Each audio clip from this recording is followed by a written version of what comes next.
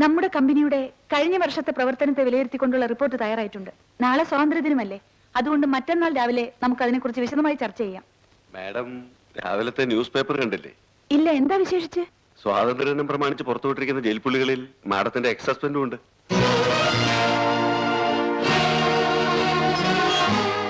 Excuse me.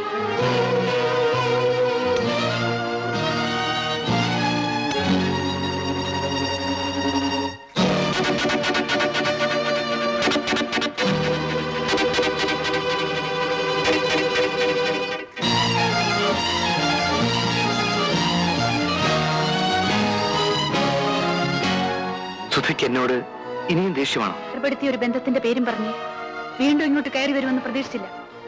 സുധേ, നിങ്ങളുടെ തോക്കിൽ നിന്ന് ഉതിർന്ന വെടിയുണ്ടേറ്റ് എന്റെ അച്ഛൻ മരിച്ചതോടെ ആ സുധയും മരിച്ചു.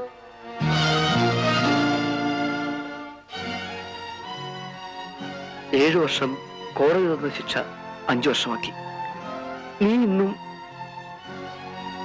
കഴിഞ്ഞ 5 വർഷങ്ങൾ നിന്നെക്കുറിച്ചുള്ള ഓർമ്മകളിലാണ് ഞാൻ ജീവിച്ചത്.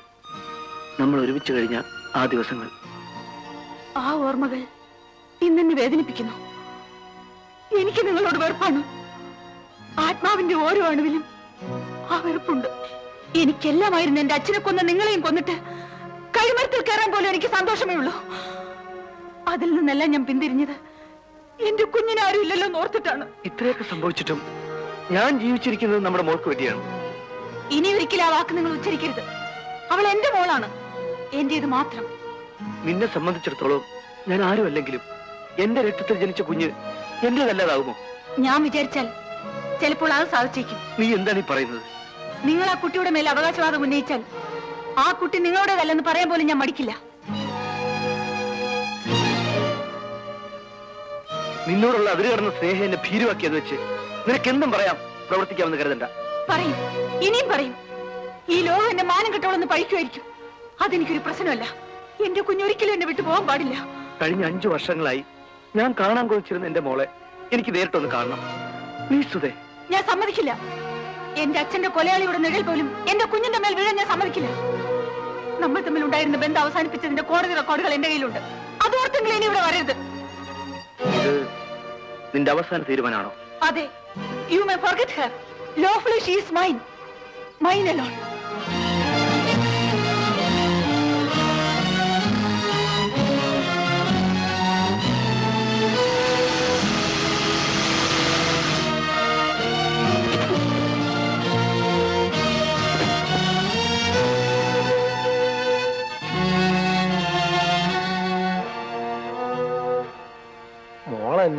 ഓഹോ, ഇവിടെ വന്നിരുന്നോ?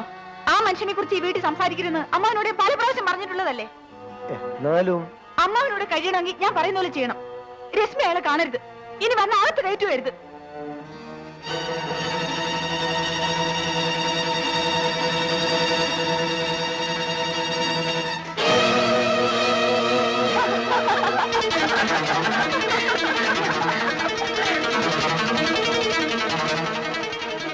എനിക്ക് വീട്ടിൽ പോണം. എന്റെ കല്യാണമാ.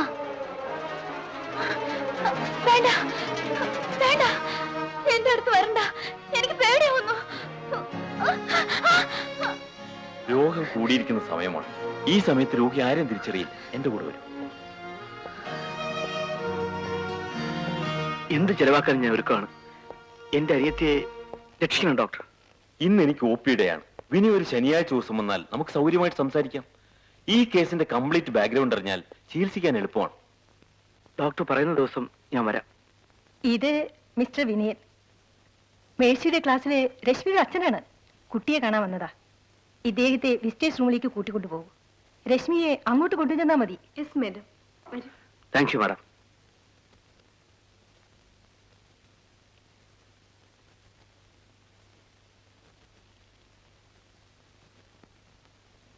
ഞാൻ വരൂലെന്ന് പറഞ്ഞില്ലേ? ഞാൻ വരൂല മിസ്. വരാൻ? എന്റെ അച്ഛൻ ജയിലില്ല. അച്ഛൻ ജയിലിൽ നിന്ന് വന്നു. മോളെ കാണാൻ ഇവിടെ വന്നിട്ടുണ്ട്. ഞാൻ വരില്ല മിസ്.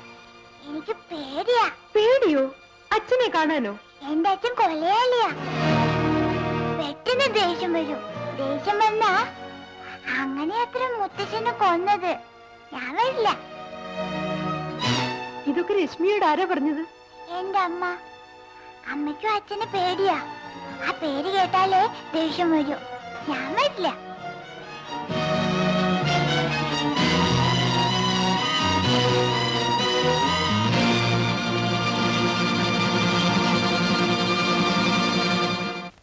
ക്ലാസ് വിടാൻ വൈകിയിരിക്കും, അതാ കാറ് വരാൻ താമസിക്കുന്നത്.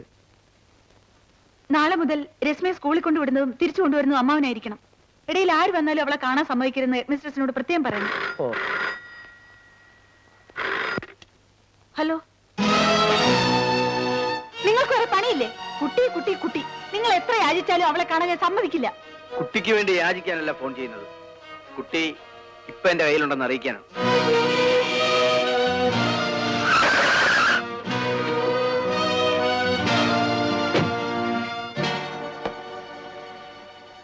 കുട്ടിയെ സ്കൂളിൽ കാണാനില്ല.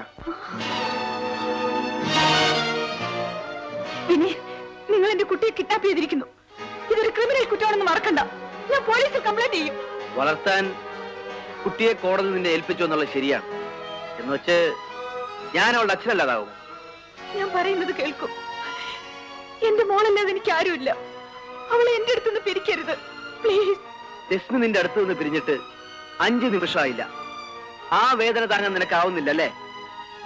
5 വർഷമായി അവളെ കാണാൻ കൊതിച്ച് എന്നെ ഒരു നോക്ക് പോലും കാണാൻ അനുവദിക്കില്ലെന്ന് നീ വാശി പിടിച്ചപ്പോ എനിക്കുണ്ടായ വേദനയെ കുറിച്ച് നീ ആലോചിച്ചോ? ഇല്ല. കാരണം നീ വലിയ പണക്കാരിയല്ലേ.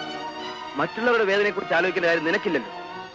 വിനീൻ, എന്നോട് പ്രതികാരം ചെയ്യാൻ എന്റെ മോളെ തന്നെ കരുവാക്കരുത്. അത്തരം നീചനല്ലേ ഞാൻ. കുറച്ചു ദിവസം അവൾ എന്റെ കൂടെ നിൽക്കണം. എനിക്ക് അവളെ ഊട്ടണം, താരാട്ടണം. എന്റെ മനസ്സിന്റെ ദാഹം തീരുന്നത് വരെ. നീ എന്നെ കുറിച്ച് ആ കുരുന്നു മനസ്സിൽ വളർത്തിയ തെറ്റായ ധാരണകൾ എനിക്ക് തിരുത്തണം. അതുവരെ നീ കാത്തു നിന്നേ പറ്റൂ. Good bye. ഇല്ല, ഞാൻ തോൽക്കില്ല. എന്നെ ആരും തോൽപ്പിച്ചിട്ടില്ല.